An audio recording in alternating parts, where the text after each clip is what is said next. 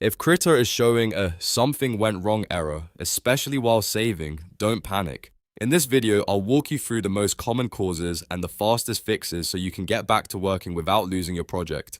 We'll cover file saving errors, canvas size problems, cloud sync conflicts, background process issues, and a portable workaround if the installation itself is acting up. If this video helps, please hit like and subscribe for more practical software fixes. Alright, let's jump in. First, let's talk about the save error itself. One of the most common reasons Krita throws an unknown error is corrupted palette data, a bad configuration state, or a file format issue. The easiest thing to try is a format swap. Go to File, then Save As. Instead of saving as a .kira file right away, change the file type to .epsd or .ora. Save the file under a new name, then close Krita completely. After that, reopen the newly created file and save it again as a native .kira document. This simple conversion can clear out bad internal states and often fixes the problem immediately. If that does not solve it, the next thing to check is your canvas size. Very large canvases, high-resolution artwork, and especially large animation projects can sometimes break the export or save process. To test this, go to Image and choose Scale Image to New Size. Reduce the resolution slightly or bring the dimensions down to a more manageable size, then try saving again. If your project is extremely large, this step can make a huge difference. Sometimes the issue is not the artwork itself, but simply that the file is too heavy for the current export attempt. Another major cause is cloud storage sync. If your Krita file is stored inside OneDrive, Dropbox, or iCloud, the sync service can lock the file in the background and interfere with saving. That can cause strange errors even when everything else looks normal.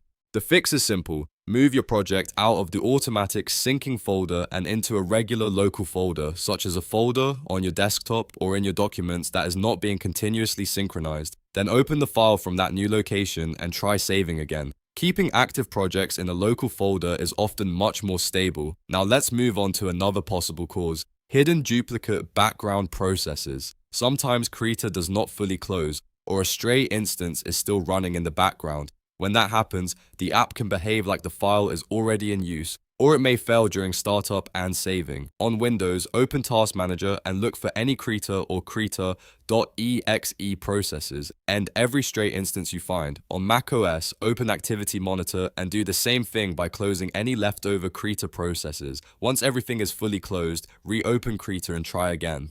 This can fix issues that seem random but are actually caused by a stuck background session. If you suspect the installation itself is damaged, there is another great workaround. Use the portable version of Krita. Instead of relying on your local install, download the official Krita Portable Zip package. Unpack the archive into a simple folder like your downloads path and run the standalone executable directly. This can bypass bad installation parameters, corrupted preferences, or local system conflicts. For many users, the portable version works perfectly even when the installed version keeps throwing errors. If you are still seeing the problem after trying all of these steps, go back and test each one at a time. Start with the format swap, then check the canvas size, then move the file out of Cloud Sync, then clear background processes, and finally test the portable build. That method makes it much easier to identify which issue is actually causing the error, and that's how to fix the Krita something went wrong error using a few practical troubleshooting steps. If this video saved you time, make sure to like the video and subscribe to the channel for more helpful software tutorials and quick fixes. Thanks for watching, and I'll see you in the next one.